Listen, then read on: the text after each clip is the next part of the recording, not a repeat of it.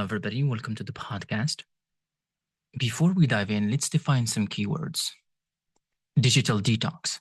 It is a break from all digital devices to refresh the mind, often aimed at reducing stress and improves focus. Wi-Fi withdrawal. The feeling of discomfort or anxiety when suddenly losing internet access, leading to repeated attempts to reconnect. Analog life. Living without digital tools, relying on traditional methods such as books, paper, and face to face communication. Phantom vibration syndrome, the sensation that your phone is vibrating when it actually isn't, often caused by habitual phone use. The productivity paradox, the idea that while technology is meant to improve productivity, excessive use can actually reduce efficiency. Offline socialization, engaging with people in person rather than through digital communication. Doom scrolling, the habit of continuously scrolling through negative news or social media, which can lead to stress and anxiety. Bandwidth, the capacity for data transmission over an internet connection, also metaphorically used to describe a person's mental or emotional capacity. Digital nomad, someone who works remotely while traveling, relying on internet access for professional tasks. All right, that's it. You wake up, yawn, reach for your phone, and wait. No notifications, no Wi Fi, no TikTok. Is this a nightmare? No. This is real life without the internet. You press every button like a medieval wizard, trying to bring fire from stone. Your router flashing red, like it's dying. Your phone, useless glass brick. Your brain screaming, what do I ever do now? Yes, internet withdrawal is a real thing.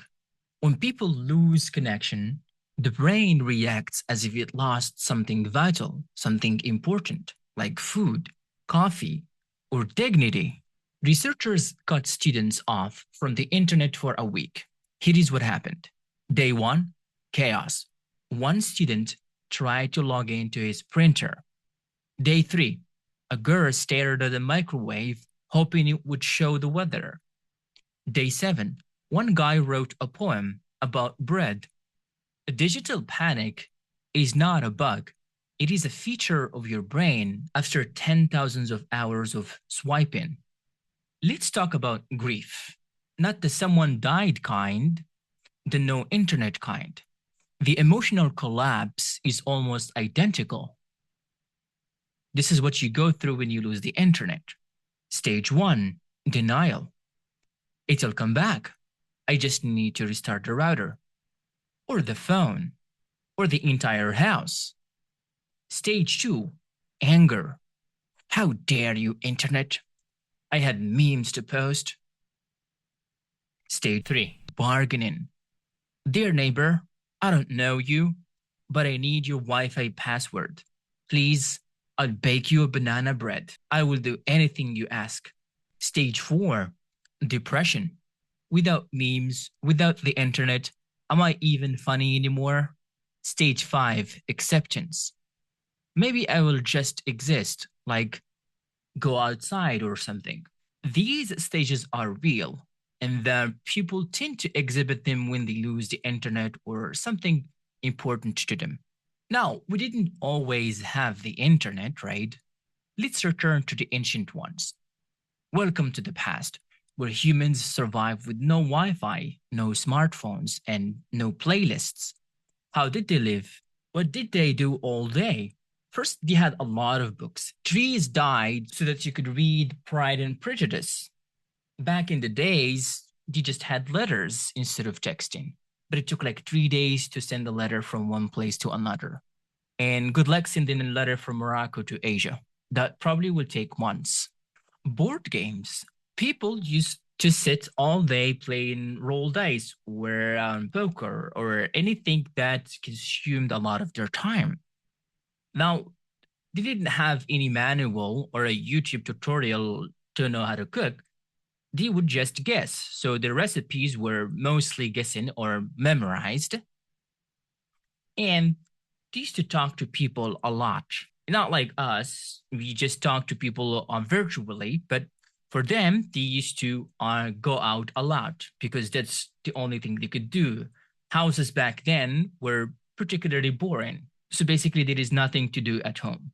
Let's talk about the thought present experiment. Participants had to sit alone with no phone. Some literally choose to shock themselves instead of being bored. Humans would rather be electrocuted than face their own thoughts.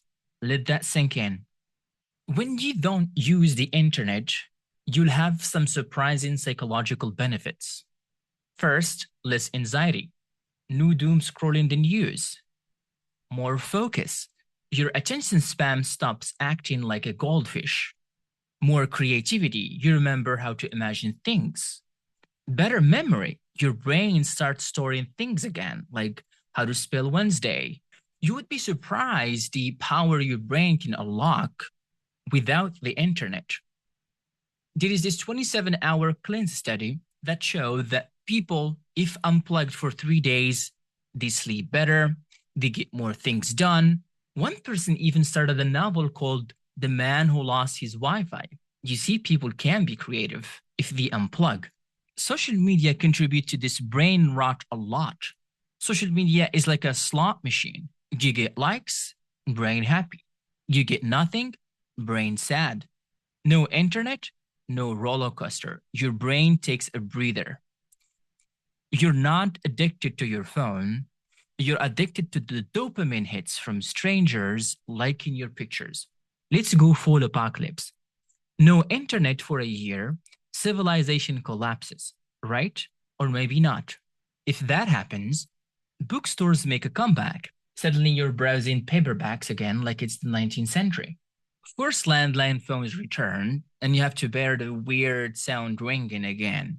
Paper Maps returns as well. Instead of using your GPS or your autopilot that can take you anywhere, now you'll have to navigate the map. TV schedules change. You can't just binge anymore. You must wait for the favorite show to air. Now, let's hear from you, brave listener. Would people get smarter without Google? Would parks become cool again? Would kids learn patience? How long would you survive without the internet? 10 minutes? A day? A week? Or even more? Let me know your thoughts in the comment. Next time your Wi-Fi dies, take a deep breath, step outside, and remember, people used to live like this. They weren't okay, but they lived. That's it for today, everybody. See you next time. Bye.